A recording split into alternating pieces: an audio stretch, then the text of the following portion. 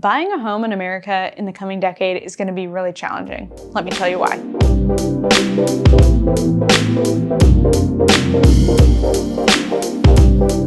Hey, welcome back to the Living in Vancouver and Camas, Washington channel.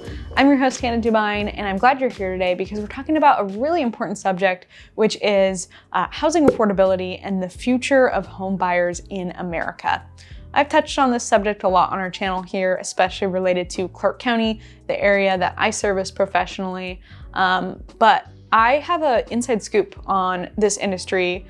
I'm very well connected with builders, developers locally, lots of great professional real estate agents nationally. And so I feel like I see the writing on the wall and I want to share these things with you guys. By the way, if you need help selling or buying a home in Clark County, myself and my team at Dubyne Realty would love to serve you. So reach out to us. We'll have our information down below. And also sign up for Weekend Happenings with Hannah. It's our awesome email we handwrite for you guys every week. We put out the best couple events happening in our area every single week. It's awesome. Okay, let's talk about what I want to talk about today, which is housing affordability, the future of buyers in both America and Clark County. The first thing I want to touch on is build to rent. If you haven't heard of build to rent, what it is single family and townhouses that are being built to rent out for large corporations. They're not being built to sell to families and individuals. We know that apartment complexes are obviously always built to rent out, but single family and townhouses have usually been a part of the market that's been mostly reserved for those to own. Well, as of the last 10 years, we've seen more and more build to rents every single year. The statistic I want to share with you is that in 2021, 5% of the new housing starts, meaning 5% of the new construction homes that started in America, were built to rent. In 2023, that number doubled to 10%. In just 2 years, that number doubled to 10%. That's not great. So that's approximately 90,000 homes per year that were being built to rent. Now, I will say that this is not common in our area, but this is huge in places like Georgia, Texas, and Arizona in the Sun Belt. I think in Florida as well. I'm hoping that our area does not see it on a large scale, but I have seen some of these crop up lately. There's one development up in Green Mountain. You guys know I talk about the Green Mountain neighborhood on the channel here. It's a large development up in Camas. I saw some townhouses being built and I was like, weird, I haven't seen or heard anything about those on the market. I wonder who's building them. Did some research, called some people, and I find out they're being built to rent.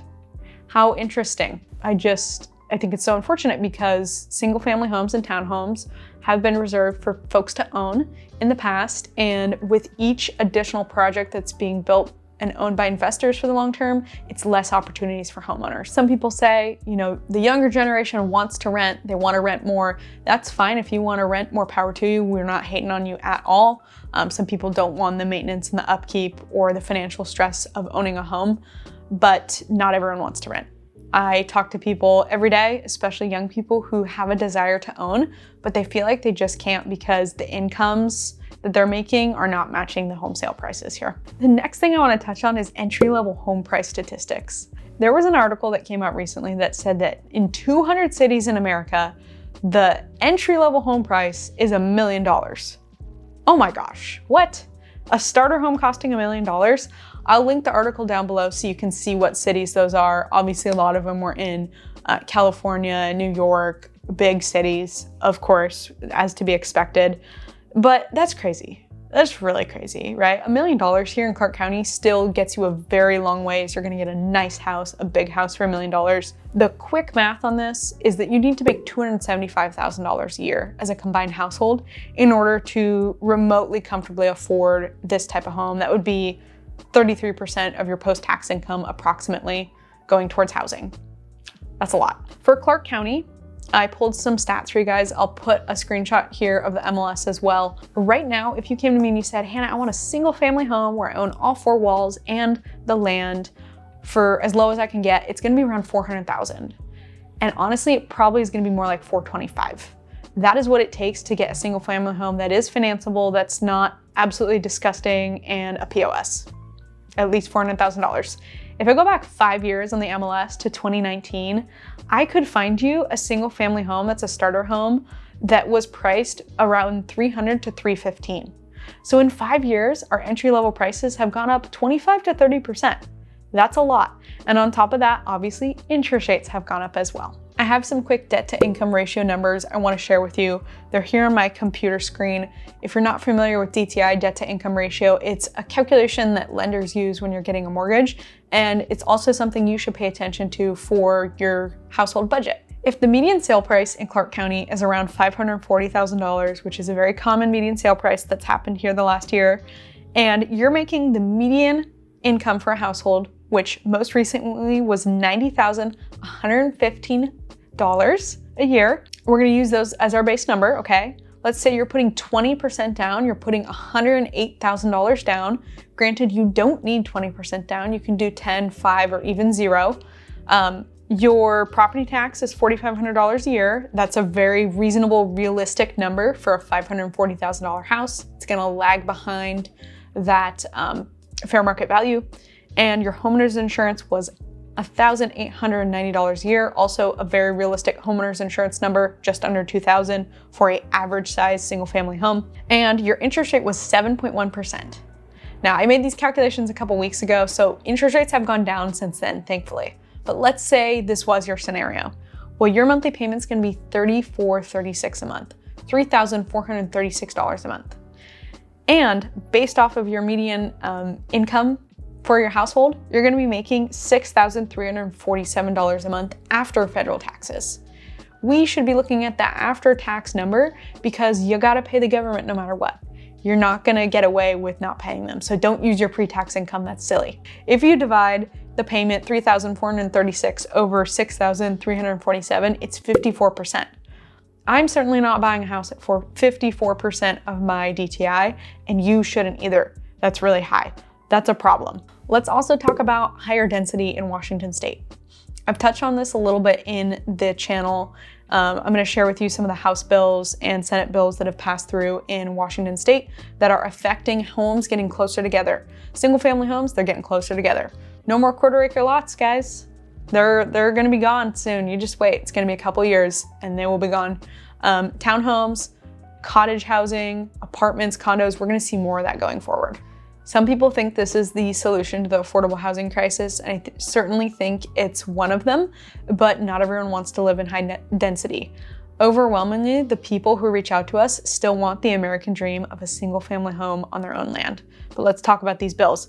HB 1110 in 2023 requires cities to allow the development of triplexes and fourplexes in areas zoned for single family homes. So if you lived in an area zoned for single family homes only, with this bill, you can circumvent the local zoning and, as long as you follow all the rules, build a triplex or fourplex. Might help with affordability, but I think overall that's probably just gonna bring more rentals to the market. The people who own triplexes, fourplexes overwhelmingly are investors, and obviously their goal is to make money. So that's an interesting one. SB 5466 in 2023 mandates that cities permit the construction of middle housing, such as duplexes, triplexes, townhouses, in areas designated for single family homes. Again, the state saying, hey, we want more dense stuff in your not dense areas. We want duplexes, triplexes, townhomes. We want it all. So we will see what that does to our market. Next bill is HB 2080 in 2023. This requires zoning changes to support higher density housing near transit hubs and in urban centers. This was an interesting one I paid a little bit more attention to. If you were close enough to like a bus stop, then you could take a lot that was zoned single family and you could build like a fourplex on it, which again is catering towards the investors.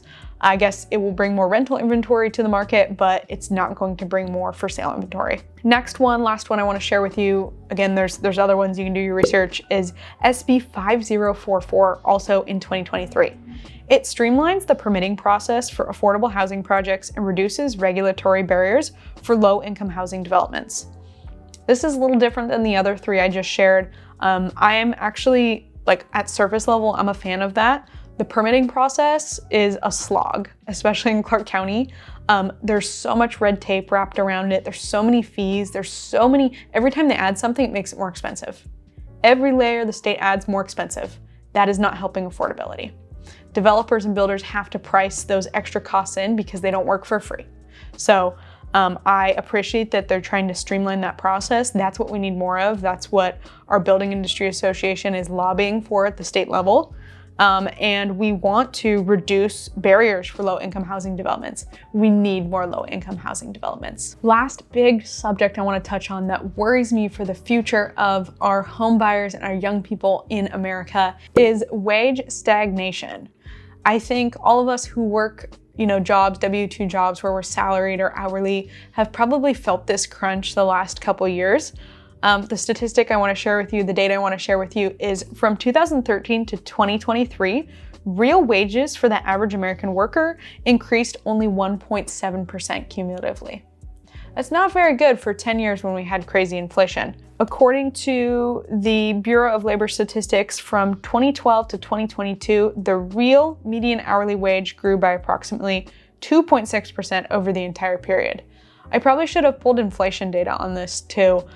We know that inflation over the last decade has been crazy, and so our costs as individuals and households have gone up way more than 1.7 or 2.6%. That's what I wanted to share with you today about the future of buying a home in Clark County and America. What I know is that if you're determined to do it, my clients, they always make it happen, no matter what. If you're determined, you will find a way. If you align with the right partners, the right professionals, you will always find a way to buy a home. But just know you need to be planning ahead and saving and knowing that these forces are opposing you. If you'd like help professionally selling or buying a home in Clark County, myself and my team at Dubyne Realty Group, we'd love to serve you. Reach out to us. Our contact information is down below in the description. We can't wait to hear from you. We'll see you again next week. Bye.